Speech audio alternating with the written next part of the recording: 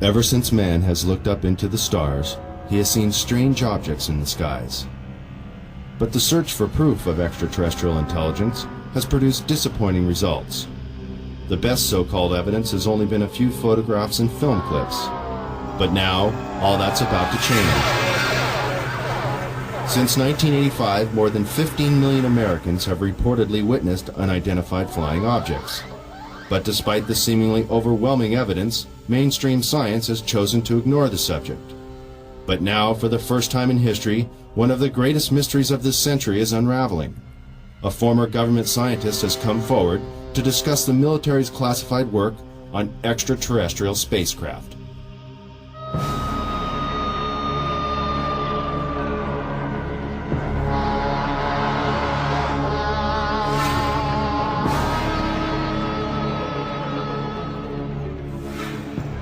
Human advances in technology have exploded in a million directions and show no signs of slowing down.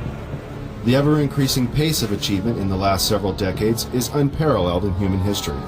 The high cost of developing and producing these technologies has limited the number of contenders from the private sector, leaving the government and large corporate businesses on the cutting edge of new discoveries. Always in the public eye, big business competes for high-paying contracts, working night and day to invent or further develop the next big thing to satisfy the masses. The government, on the other hand, must conceal information concerning national security that, for obvious reasons, should not be public knowledge. But when it comes to matters concerning the welfare of our planet, the living beings on it, or potential clues to the mysteries of the universe, many believe it should be our right to know. The end of World War II and the invention of the atomic bomb signaled a new era of international mistrust.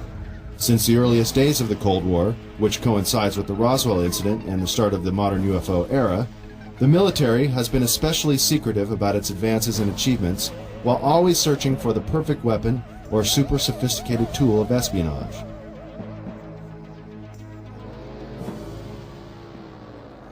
High-tech surveillance equipment around the world, and even in space, has allowed global intelligence to see and be aware of many things that the common civilian cannot even begin to imagine.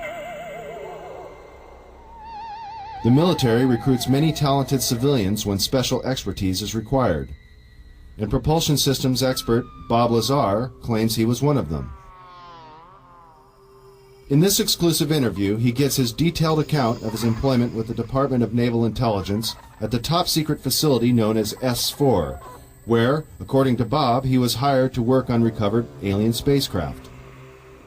S4 is located 125 miles north of Las Vegas and 15 miles south of Groom Lake. This now not-so-secret military base at Groom Lake, Nevada, is known as Area 51, or Dreamland, as insiders like to call it. Born in 1959 in Coral Gables, Florida, Bob has lived much of his life in Las Vegas, Nevada. With degrees in physics and electronics from MIT and Caltech, he has dabbled in everything from chemistry to fireworks in an effort to understand the finer points of propulsion. He has even assembled a jet car with a 22,000 horsepower engine salvaged from a Navy F-3D Skynight that is capable of land speeds of over 350 miles per hour. Fate took a serious turn for Bob in 1982. Arriving early for a lecture at Los Alamos National Laboratory in New Mexico given by Dr. Edward Teller, one of the inventors of the atomic bomb, Bob was able to meet and talk to the famous physicist. Coincidentally, Dr. Teller was reading the local paper, The Monitor, with a featured front-page article on Bob, and the two struck up a conversation. Later, Bob sent Dr. Teller his resume for consideration, and soon after, Bob was hired by the Los Alamos National Laboratory. This Los Alamos-based directory lists Bob as an employee. By 1989, Bob was brought into the top-secret program at S4 known as Project Galileo. In the following interview, Bob reveals many details of this amazing experience.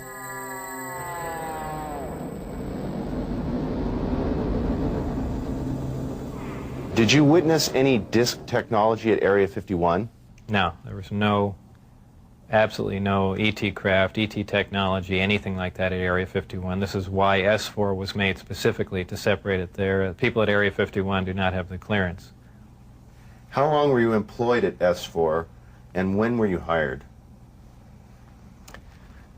When was I hired at S4? I guess early '89, and I was probably there only about 6 months or so, on a very infrequent basis. How were you transported to and from work?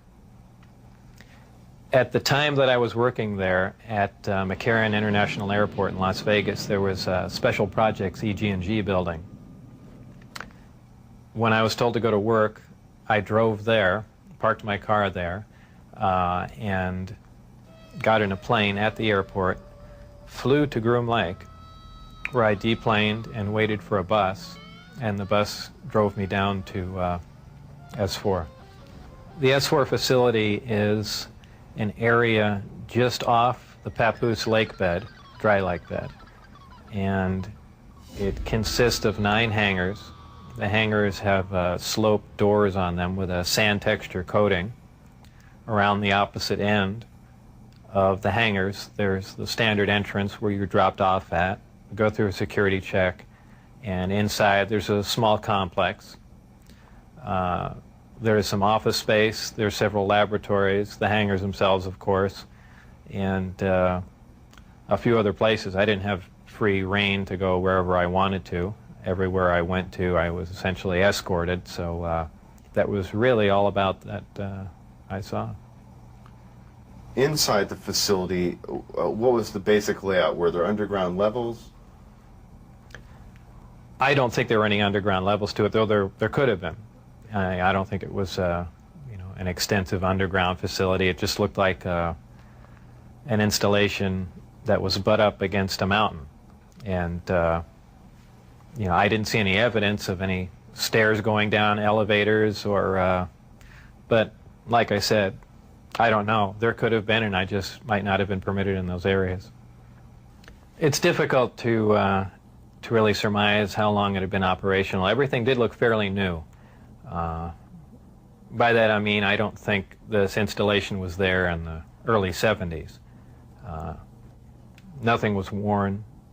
Things look fairly freshly painted. So, as a ballpark guess, I would say it would really surprise me if the installation was older than 5, 7, 10 years, something like that. What they're doing, researching extraterrestrial craft, is beyond me, but that's where my checks came from, so I can only assume that they were in charge of that. Did you see high-level government or military personnel at S4? No, not at S4. Anywhere in the overall facility at all? At Area 51, I believe I saw some military personnel, but no one I can identify or rank or. Is this research confined to the U.S. government, or did you see any international involvement? At one time, the Russians were involved, and supposedly there was some breakthrough made by our team. However, this project was split up, and right after that happened, the Russians were no longer permitted on the facility at all.